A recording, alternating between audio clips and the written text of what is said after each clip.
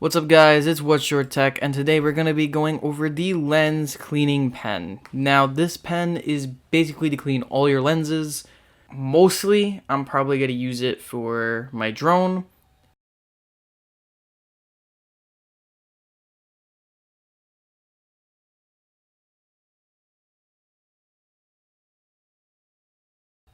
There's two sides to this pen. There's the brush side and the carbon side, and this carbon side is going to be the one that gets you all the cleaning, really. I'm going to show you with my phone. I'm going to leave a smudge with my finger, and we're going to clean that all off. We'll get, I think, 99% of it, at least when I'm testing it. But I know there's some things where it gets a little bit, 90%, so it's always good to have a microfiber cloth with you.